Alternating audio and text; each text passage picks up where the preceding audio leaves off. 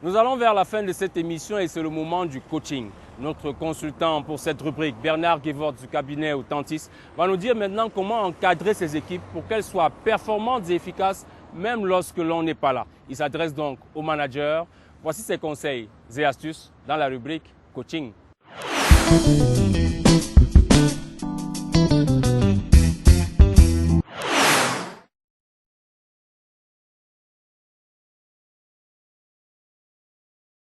Bonsoir. Alors ce soir, je vais surtout m'adresser aux managers ou à des chefs d'équipe, à des personnes qui dirigent d'autres personnes, puisque nous allons parler de coaching. Comment bien coacher vos collaborateurs pour qu'ils puissent atteindre de meilleures performances à chaque fois et devenir plus efficaces, c'est-à-dire qu'ils puissent progresser dans leur travail. Alors je vais vous poser une question. Quand vous êtes absent, comment travaillent vos collaborateurs? Quand je pose cette question, en général, très souvent, la réponse c'est quand je ne suis pas là, ça ne marche pas.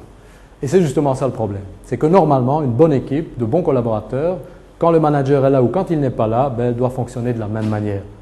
Et donc, les excuses souvent que les managers me disent, c'est j'ai pas le temps de coacher les gens, j'ai pas le temps de les développer. Et le problème, il est là. S'ils n'ont pas le temps, c'est parce que justement, ils ne développent pas leurs collaborateurs pour leur permettre d'être plus autonomes et de pouvoir assumer des tâches sans que le manager devienne un pompier urgentiste qui doit être présent pour tout. Aujourd'hui, je vais effectivement vous donner quelques points clés pour que vous puissiez amener vos collaborateurs à devenir plus autonomes.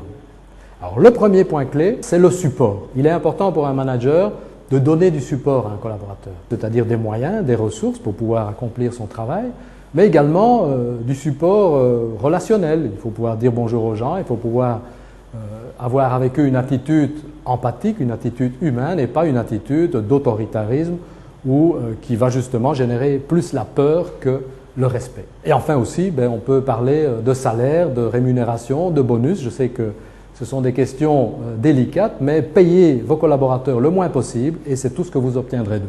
Donc là, c'est à vous de voir et à vous de choisir. Mais en deux, les faits. Il est important de clarifier la situation de façon à ce que vous puissiez donner des éléments par rapport à des faits bien compris. Et donc, je vais vous montrer un petit exemple. Que voyez-vous ici?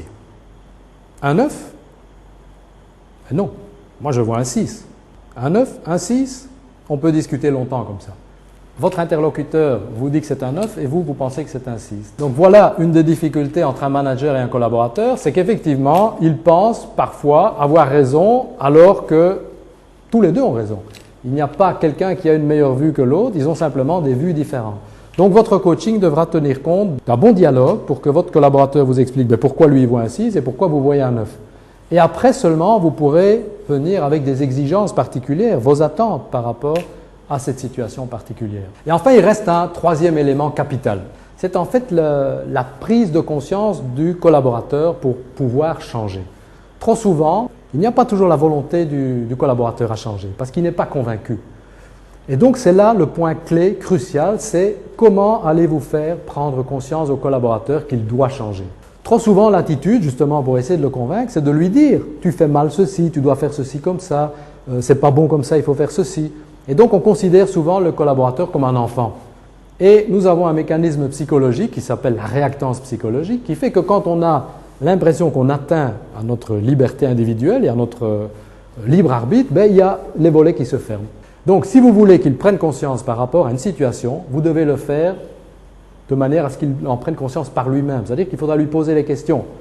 Tiens, par rapport à cette situation, qu'est-ce que tu penses? Quelle est la meilleure option pour pouvoir obtenir le résultat que nous souhaitons? Comment vas-tu faire? Quel est l'impact sur le travail? Quel est l'impact sur la sécurité? Quel est l'impact sur l'ambiance dans l'équipe? Bref, il faut faire réfléchir votre collaborateur. Un coach, il joue au miroir. Vous devez faire en sorte que le collaborateur se voit dans le miroir de vos questions.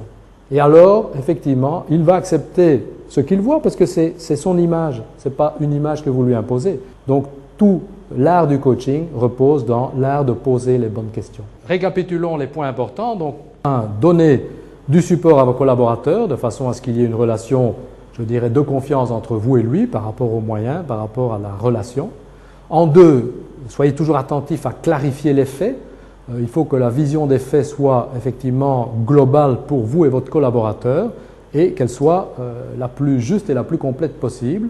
Et enfin, troisièmement, soyez attentif à créer chez le collaborateur un impact de conscience de manière à ce qu'il puisse par lui-même se rendre compte qu'il doit effectivement changer sa façon de faire. Donc je vous propose de mettre en œuvre déjà ces 3 éléments. Ce n'est pas simple, ça demande de l'entraînement et comme je le dis souvent, comme un bon sportif, si vous voulez gagner le match, vous devez vous entraîner. Je vous souhaite une bonne soirée.